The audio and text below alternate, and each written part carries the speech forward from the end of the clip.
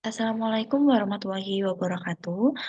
Sebelumnya, perkenalkan kami dari kelompok 4 yang akan menampilkan hasil diskusi kelompok kami yang berjudul Tingkatkan Produksi ASI dengan Cookies Laktasi.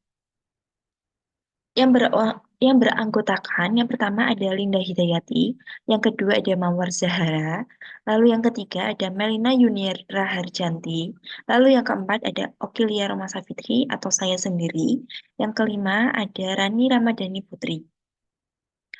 Untuk pendahuluannya, rendahnya cakupan ASI eksklusif disebabkan oleh kurangnya produksi ASI.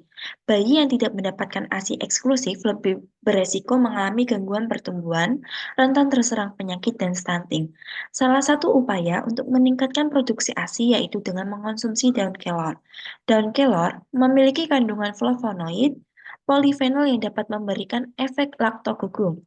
Daun kelor diolah dalam bentuk cookies karena banyak sekali disukai oleh ibu menyusui, dapat disimpan dalam waktu yang relatif lama, serta pengelolaannya yang dapat meminimalisir penurunan nutrisi.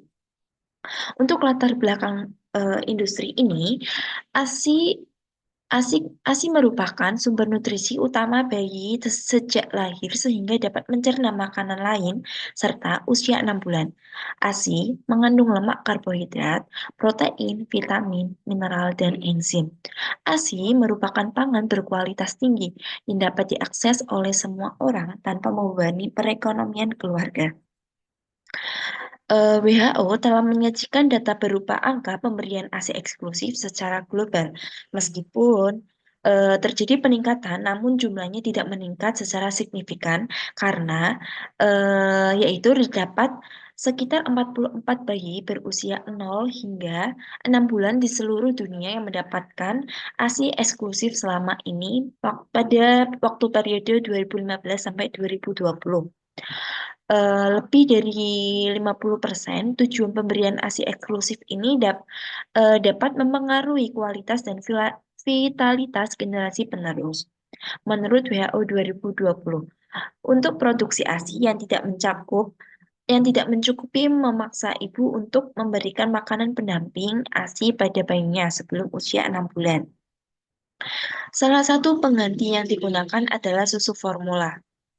Upaya peningkatan produksi ASI dapat dilakukan dengan melakukan perawatan payudara secara dini dan sistematis, memperbaiki teknik menyusui atau mengonsumsi makanan yang dapat mempengaruhi produksi ASI atau galaktokogun. Tanaman tertentu terbukti dapat digunakan untuk meningkatkan kualitas dan memperlancar produksi ASI, termasuk daun kelor ini.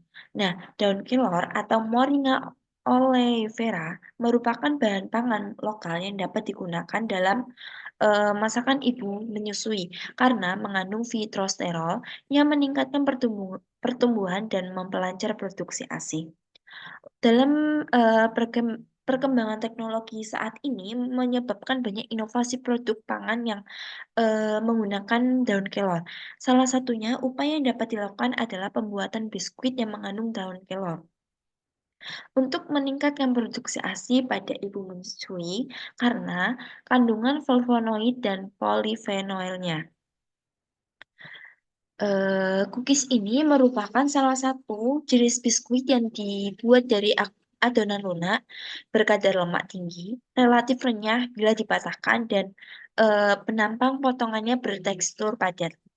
Kandungan dari laktagogung alami dalam daun kelor ini serta cookies sebagai salah satu makanan yang digemari dapat dimanfaatkan sebagai camilan ibu menyusui yang memiliki kandungan gizi yang tinggi. Motivasi melakukan usaha ini, kolak atau cookies laktasi merupakan perpaduan inovasi, kreativitas, keinginan untuk menjadi bermanfaat, serta semangat untuk membuat kehidupan yang lebih baik. Produk yang kami sampaikan ini kepada konsumen adalah produk dengan filosofi yang mendalam. Bisnis yang baik selalu memberikan manfaat sebesar-besarnya dan seluas-luasnya kepada berbagai pihak dan komunitas yang terdampak. Kami tidak hanya ingin menjawab kebutuhan konsumen, kami juga ingin memberi manfaat kepada masyarakat melalui pemberdayaan komunitas. Justifikasi pemilihan objek usaha. Hasil penelitian tentang inovasi biskuit Kelor sebagai makanan tambahan untuk meningkatkan kualitas dan kuantitas ASI yang dilakukan oleh Indah Puspasari Kain di Demak dan kawan-kawan pada tahun 2020 menunjukkan adanya perubahan dinamis pada komposisi ASI menurut masa laktasi dan menunjukkan adanya peningkatan kandungan protein pada kelompok perlakuan dan kontrol. Tujuan dari usaha ini, usaha cookies laktasi ini, peluang usaha yang sangat menjanjikan karena belum ada produk serupa yang telah beredar di Indonesia, serta kondisi masyarakat Indonesia yang diterangkan sebelumnya membuat kami yakin kolak atau cookies laktasi ini buatan dalam negeri dapat diterima dan berkembang luas. Analisis produk. Nah, eh, jenis dan nama produk yang telah kami jelaskan tadi, kolak kolak atau cookies laktasi ini berasal dari gabungan cookies dan lactation. Cookies yang berbahan baku daun kelor. Untuk keunggulan dari produk kami ini, yang pertama, harga yang relatif terjangkau, lalu yang kedua, higienis dan sehat, yang terakhir, bahan baku yang mudah didapat. Untuk presentasi selanjutnya akan dipresentasikan oleh teman saya. Terima kasih. Selanjutnya, karakteristik produk. Berwarna hijau tua atau sesuai dengan warna bahan yang digunakan, yaitu daun kelor. Kemudian memiliki tekstur yang renyah. Aromanya harus yang ditimbulkan dari penggunaan bahan pembuatan, rasa manis yang ditambahkan dari banyak sedikitnya penggunaan gula, dan karakteristik rasa bahan.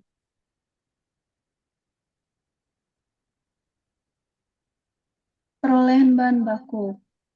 Penggunaan bahan alam sebagai bahan baku memastikan tidak pernah akan ada limbah, sampah, dan masalah akibat tidak dapatnya produk yang sudah tidak digunakan tak terdaur ulang.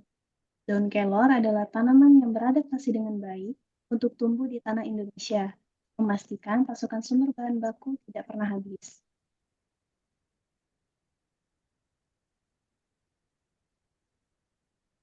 Lalu analisis SWOT. S atau strengths, kekuatan dari produk ini, yaitu bahan bakunya mudah didapat, kemudian nama brandnya unik, bergizi, dan handmade. Lalu weakness atau kelemahannya, variannya terbatas. Lalu belum banyak yang mengenal produk cookies daun kelor ini. Lalu opportunities atau peluang, yaitu budaya masyarakat yang konsumtif. Dan threats atau ancamannya, yaitu kenaikan bahan baku dan persaingan dari merek dominan. Kolak merupakan produk yang sangat praktis. Tentang usia pengguna berkisar antara 20 hingga 35 tahun. Target utama dari produk kami yaitu pengguna itu menyusui kalangan ekonomi dari ekonomi yang rendah, menengah, dan ekonomi yang atas. Selain itu, secara khusus, kami mentargetkan ibu yang bekerja, ibu yang menyusui dengan ASI yang sedikit, dan ibu yang keluhan ASINya tinggi. Pasaran dan tren. Pada zaman ini, ilmu pengetahuan dan pemikiran dari ibu sudah sangat modern dan maju, khususnya pembuatan ASI untuk buah hati. Dengan produk yang kreatif dan inovatif ini, kami yakin ibu menyusui dengan nyaman dalam pengonsumsiannya dan dapat membantu kenaikan produksi gizi. Lalu rasa lezat yang umum dinikmati serta penampilan yang menarik dan nilai gizi yang tinggi di dalamnya menjadi daya tarik utama dari produk kami. Kebutuhan gizi yang tinggi namun efisien dalam membantu peningkatan produksi.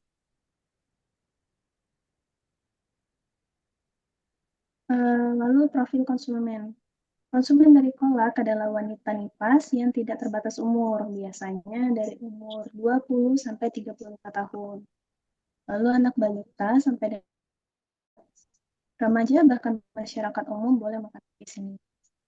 Potensi dan segmentasi pasarnya, produk perangsang produksi ASI berbahan daun kelor merupakan produk yang ditujukan sebagai produk ramah bagi ibu menyusui. Bahan yang mengandung gizi tinggi sangat bermanfaat dalam merangsang produksi ASI, dan daun kelor juga memiliki beberapa manfaat lain. Salah satunya untuk mencegah stunting. Ingat kalau di Indonesia sendiri, stunting itu juga sangat tinggi.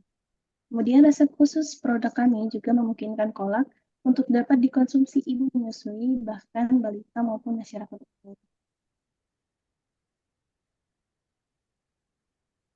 Pesaing dan peluang besar, kompetitor potensial dari kolak adalah produk-produk modern dan vitamin yang sudah memiliki nama brand besar.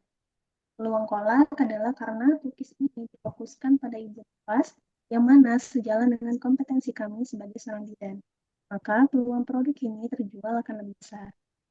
Media promosi yang kita gunakan yaitu media sosial dan leaflet.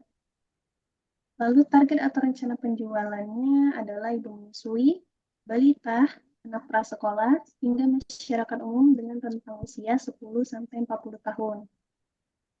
Kami memutuskan untuk menjual produk ini pada apotek-apotek, PMB, klinik, posyandu, kelas laktasi, event kesehatan, dan media sosial sekitar Semarang.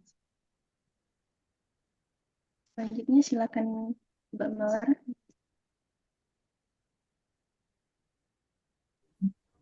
Terima kasih Mbak Reni atas kesempatannya. Selanjutnya ialah strategi pemasaran. Yang pertama, melakukan kerjasama dengan rekan bidan sejawat dan beberapa apotek untuk pemasarannya. Lalu yang kedua, membuat poster dan iklan lewat media online seperti Shopee, WA, Facebook, dan Instagram. Lalu yang ketiga, promosi kolak pada saat event-event anak muda seperti Car Free Day, Braga Kuliner, dan semacamnya. Lalu yang keempat, melakukan kunjungan ke beberapa posyandu dengan kerjasama dengan puskesmas atau dengan klinik setempat. Selanjutnya, analisis produk yaitu bahan baku yang kami gunakan. Bahan baku yang kami gunakan ialah daun kelor, di mana daun kelor ini berwarna hijau. Lalu, daun kelor ini memiliki karakteristik yang mana lebih baik dipetik di pagi hari agar isinya maksimal. Lalu setelah itu kita dapat mencuci daun kelor dan tiriskan. Pencucian ini bertujuan untuk menghilangkan kuman dan kotoran yang ada di daun kelor. Selanjutnya pisahkan antara batang dengan daun-daun kelor itu sendiri. Keringkan daun kelor pada suhu 30 derajat Celcius selama 2 hari. Tanda daun sudah kering adalah ketika daunnya mudah hancur. Tempat untuk mengeringkan pun tidak boleh lembab dan daun harus sering dibolak-balik agar keringnya merata dan tidak menimbulkan bau yang langu. Setelah kering, masukkan daun kelor ke mesin penepung atau blender. Lakukan sebanyak 3 kali agar bubuk benar-benar halus. Lalu ada pun bahan lain yang menjadi pembantu atau menjadi pelengkap dalam cookies kami. Yang pertama ada tepung terigu, lalu ada margarin, ada gula, kacang mete sebagai pelengkapnya dan untuk memberikan kesan yang lebih menarik. Lalu ada telur, susu bubuk dan juga untuk toples sebagai tempat ntar penyimpanannya. Lalu ada pun alat yang kami gunakan ada waskom, tampah, blender, saringan, piring, oven, sendok, dan juga pengaduk. Lalu pasokan bahan baku kami ini diambil dari beberapa pemasok yang menjual daun kelor di sekitaran Semarang ataupun dari situs belanja online yang disebut dengan Shopee. Setelah kami melakukan riset seperti itu ya, ternyata ada beberapa pedagang online di Shopee yang menjual daun kelor secara online dan dapat diantarkan dengan menggunakan jasa antar paket. Adapun untuk di sekitaran Jawa, itu di daerah Blora, Jawa Tengah, terdapat perkebunan kelor dengan luas lahan 3 hektar dan menjadi salah satu pemasok kelor maupun daun kelor di Jawa Tengah. Jadi di Blora ini jadi pusat untuk pemasokannya. Dan untuk jarak kami pergi ke Blora itu sekitar 3 jam, dan ini masih bisa kami lewati seperti itu ya, tidak terlalu berat. Lalu kami juga melakukan kerjasama dengan beberapa jasa paket untuk bahan-bahan baku yang dikirimkan secara online itu tadi. Lalu untuk cara pembuatannya, yang pertama kocok mentega, kuning telur, gula sampai pucat. Kalau tidak punya mixer bisa juga diaduk manual. Jadi digabungkan dulu jadi satu lalu dikocok secara manual atau blender sampai warnanya pucat. Langkah kedua, masukkan tepung terigu, bisa perlahan-lahan memasukkannya agar tidak ada gumpalan. Lalu tepung daun kelor itu sendiri, maizena, baking powder, vanili, kemudian aduk menggunakan spatula atau pakai tangan pun juga bisa hingga tercampur rata. Sebaiknya menggunakan plastik tangan untuk menjaga kesterilan dari bahan yang akan digunakan. Lalu yang ketiga, susun loyang yang telah diolesi margarin agar tidak lengket. Bentuk bulat-bulat, lalu tekan dan pipihkan menggunakan garpu. Lakukan sampai adonan habis. Lalu langkah keempat, panggang sampai matang. Lalu untuk jumlah produk atau jasa yang dihasilkan dalam 1 tahun, dari Januari sampai Desember kami bertahap mulai dari 25 sampai 75 pieces yang kami targetkan bisa terjual per bulannya. Untuk Januari sendiri kami memulai dengan 25 pieces kolak yang nantinya akan kami sebarkan di beberapa PMB untuk memperkenalkan produk kami. Lalu kami juga sebarkan ke posyandu dan juga beberapa klinik karena 3 tempat ini adalah tempat di mana Ibu Nifas itu sering hadir ya, baik dalam kelas laktasi maupun kelas persiapan melahirkan. Oleh karena itu kami yakin bisa menjualnya dengan habis. Jika sudah berkembang, ini akan naik per piecesnya setiap bulannya hingga mencapai 75 target per bulannya. Baik, selanjutnya saya persilakan kepada Mbak Melina untuk melanjutkan presentasi.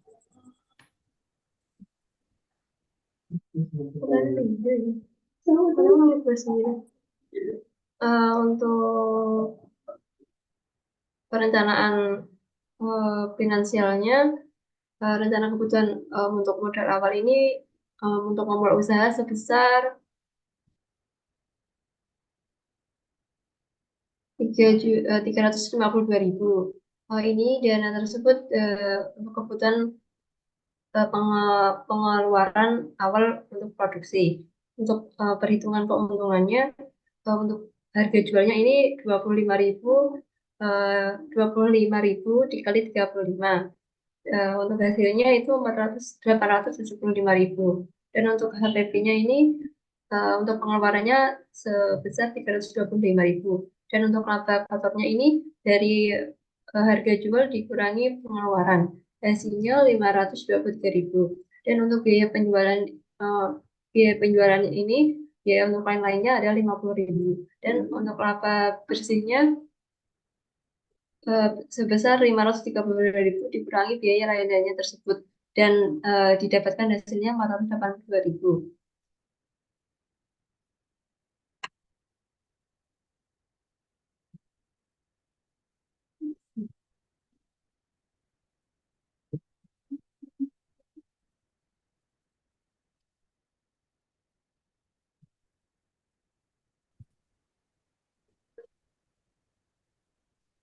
Untuk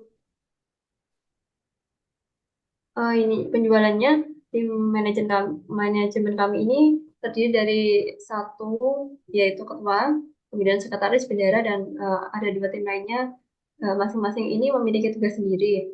Dan untuk ketua ini di kelompok kami tugasnya sebagai perencana strategi pemasaran, pemegang keputusan untuk seluruh operasional, memeriksa dan menyetujui anggaran yang diperlukan untuk pemasaran, survei kebutuhan pasar dan lokasi jualan, tempat pembuatan, dan proposal dengan pengajuan biaya yang akan dikeluarkan. Kemudian untuk sekretarisnya ini melaporkan seluruh keuangan dan mengurusi setiap pengeluaran. Dan bendahara di sini bertanggung jawab dalam pembelian barang dan kemudian menganalisis kebutuhan konsumen, survei tempat, dan sekaligus menyiapkan desain produksi. Dan untuk anggota lainnya ini bertugas untuk menjamin mutu dan kualitas, menyediakan alat serta bahan baku, menyiapkan alat ini serta quality control dan pemasaran produk.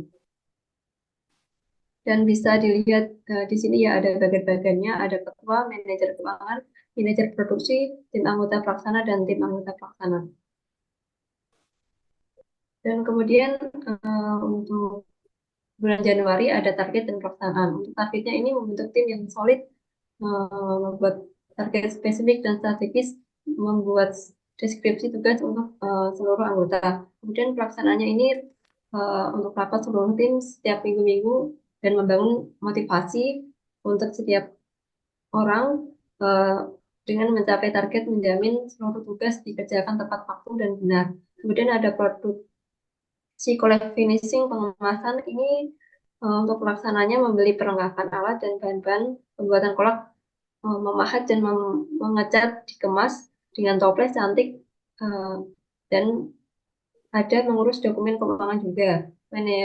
Pelaksanaan ini untuk manajemen keuangan membukukan keuangan dari awal sampai akhir. Kemudian eh, membuat iklan online di internet melengkapi materi iklan. Ini melengkapi seluruh syarat untuk memasarkan di internet. Dan bisa dilihat juga di Februari dan Maret ya. Dan April, Mei sampai Juni, kemudian sampai Desember. Ini menjual 75 kolak produk terjual sempurna. Untuk pelaksanaannya ini manajemen pemasaran menutup seluruh akun penjualan online, memastikan seluruh produk terjual, kemudian mengecek database konsumen untuk membuat laporan keuangan. Kemudian ini untuk kebutuhan investasi, untuk totalnya seluruhnya ini ada 4.250.000. Kemudian untuk kebutuhan modal kerja, untuk produksi awal kami ini membutuhkan sekitar 325.000, dan untuk skala besar kami ini membutuhkan sebesar 250.000. Dan selanjutnya ini dibacakan oleh Mbak Linda. Baik, terima kasih Mbak Melina atas kesempatannya. Jadi di sini ada nama usaha. Usaha yang kami lakukan adalah usaha rumah tangga yang bergerak di bidang pembuatan kue kering atau cookies terbuat dari bahan baku daun kelor. Kami sepakat untuk menamai usaha ini dengan nama kolak yang berasal dari gabungan kata cookies dan lactation. Sesuai dengan tujuan kami membuat cookies ini yaitu untuk memperlancar proses laktasi. Next, Mbak. Jadi di sini ada lokasinya. Lokasi untuk pembuatan cookies laktasi ini adalah di kos Putri Senyuir dengan alamat lengkap di Jalan Pawiatan Bukul 2 nomor 52 Injo Moyo Banyuwangi Kota Semarang.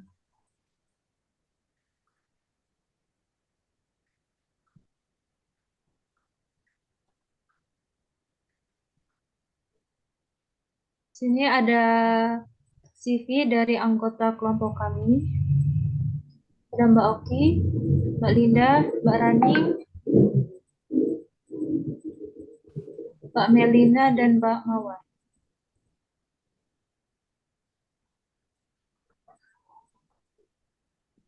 Sekian presentasi dari kami. Saya akhiri. Wassalamualaikum warahmatullahi wabarakatuh.